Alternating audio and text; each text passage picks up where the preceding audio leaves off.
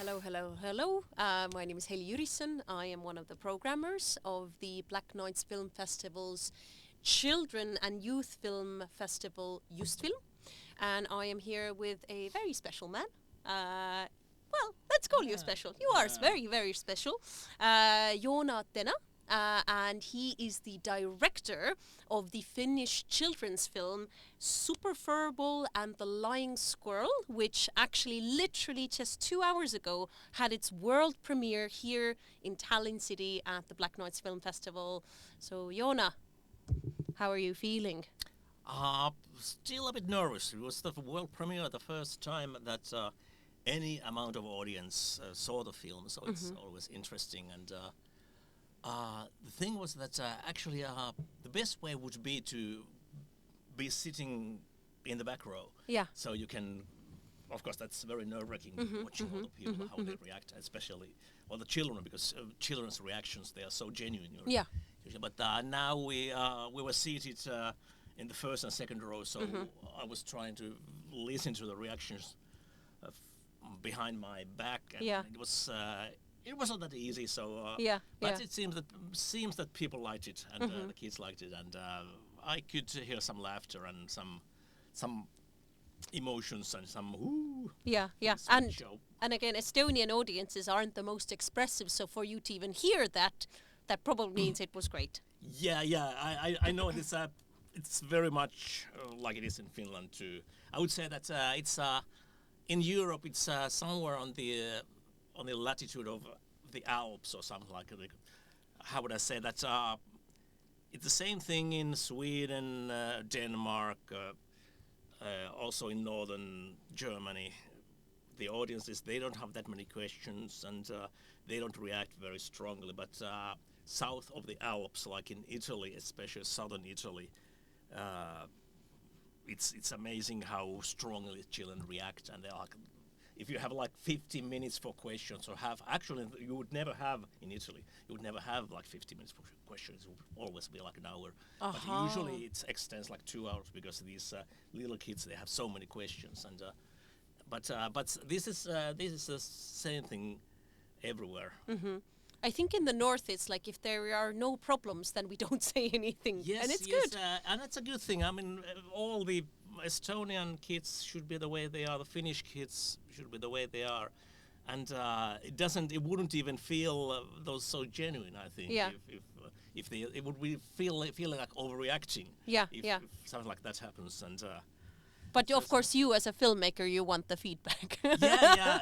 Nothing is better than kids who start like applauding in the middle of a film, which not with this film, but one of my previous films happened like in southern Italy, and that's a wonderful experience. But those things happened very rarely, which I think is a good thing.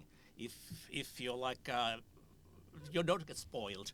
If it's a good thing that we're here in Europe, especially northern. We're not saying amazing all the time. Like, it's kind of an American thing. Let them let them feel amazing all the time, but it's not for us. But for the people who actually don't know your movie, so Furball and the Lying Squirrel is the English name of the film. What is your film about? It's about Emilia, who's an 11-year-old girl in the the elementary school, and the original, it's based on Paolo Noronen's series of children's books, and the origin story is that she was once bitten by her pet guinea pig, and she receives superpowers, and the idea is like these guinea pigs, these furry, very how would I say, very unathletic kind of animals. They are secretly like these keepers of the nature of the world, and they save animals and children and our natural world. And so it's kind of like Spider-Man, but with a guinea pig. Yeah, well, kind of like that. But the guinea pig, there is like the whole alliance of guinea pigs, like the leader of guinea pig alliance, whom she meets every now and then when she has a problem, like a mentor meets at the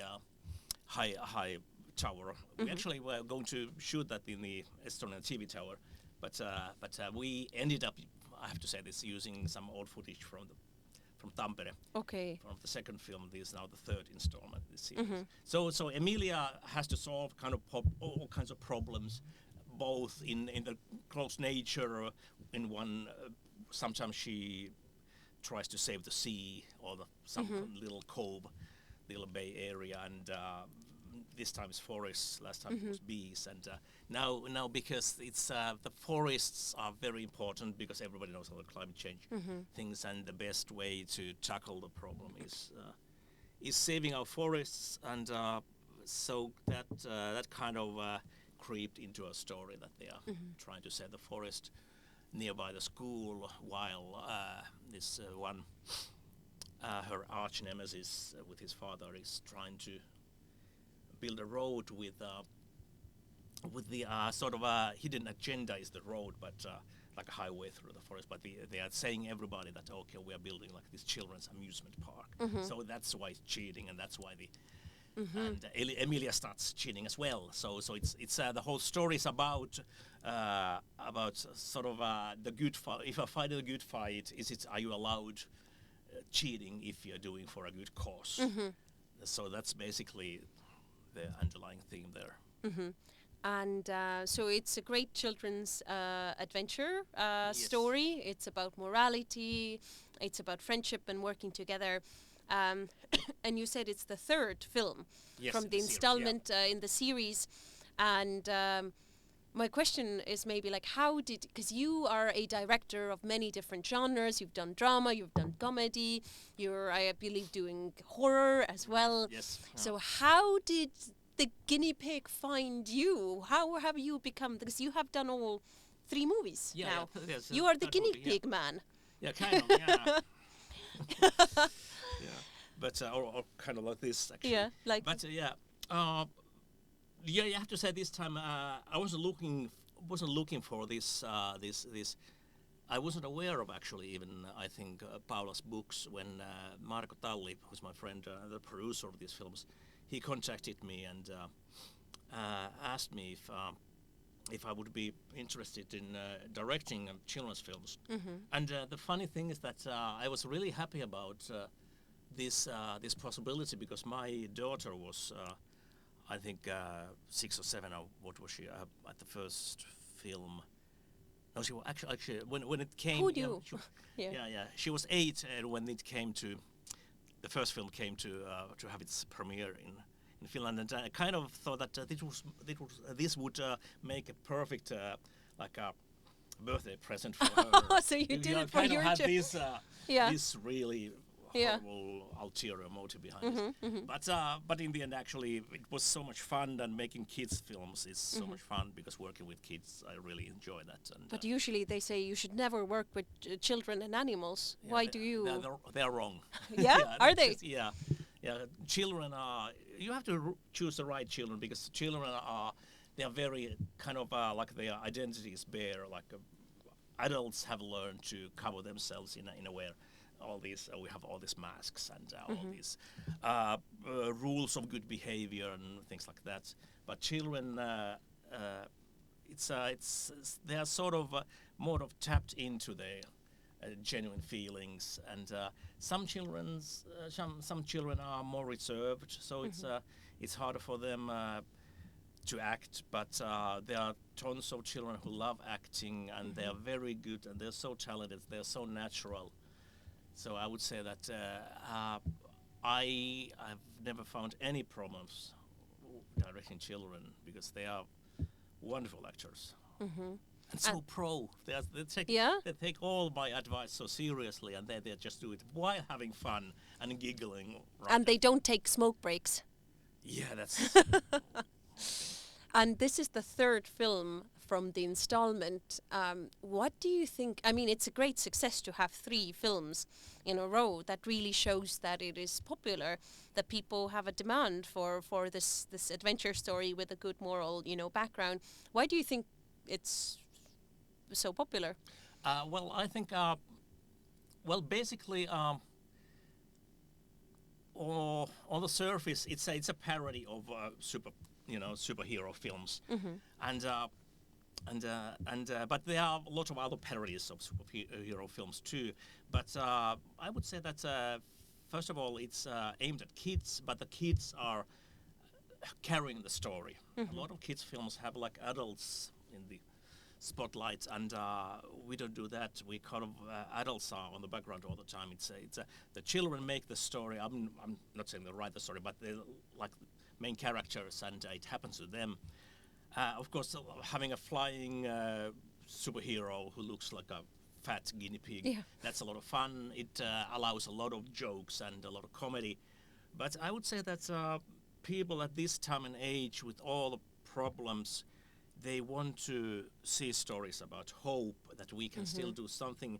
And we decided very early on that the environmental themes are vital to us. We are saving the waters, or saving the Baltic Sea, or we're trying to save Emilia.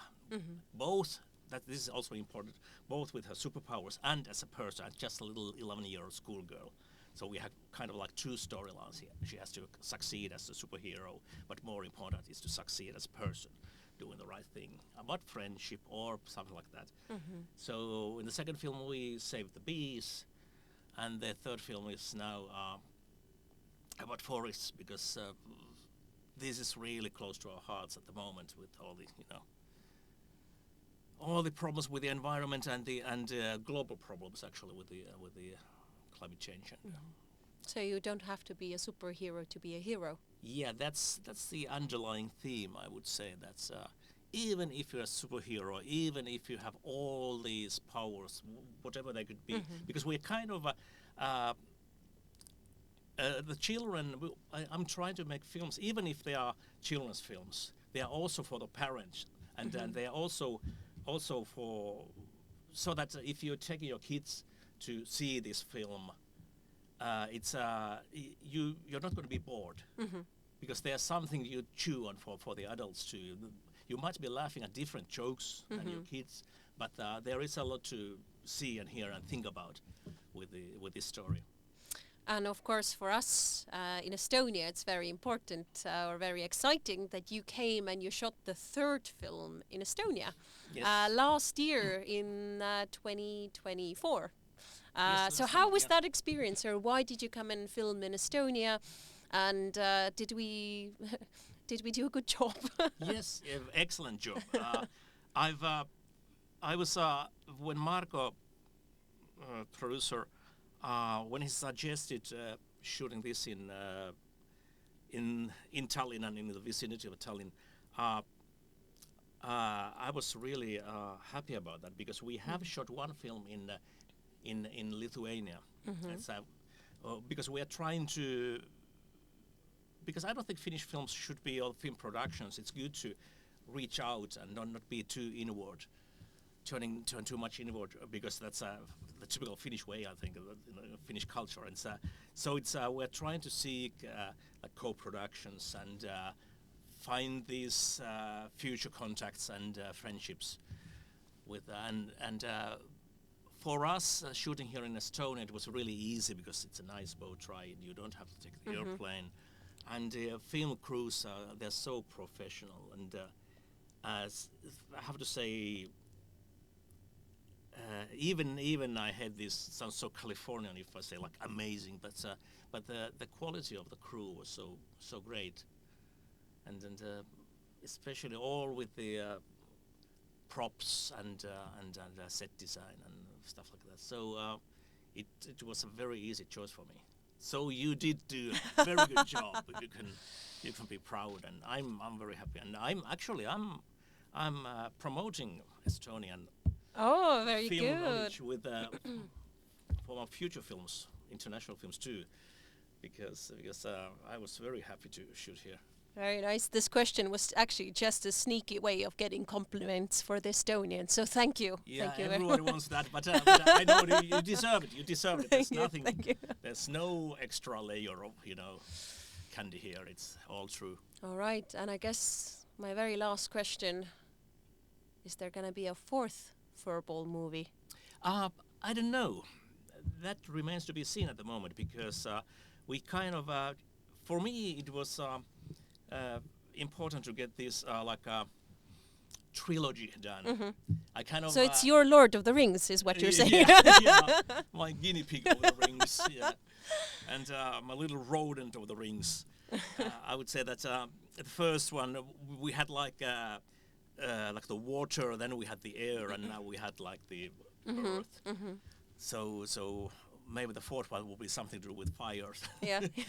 but I don't know. We have to think about that because there might be interest in that. But we'll see how this film does because it has to find its audience, and we seem to be at the point where big screen films and film theaters are not doing that well because all the streaming services are taking over, and there was the COVID problem. That's kind of Let's call it a problem. yeah.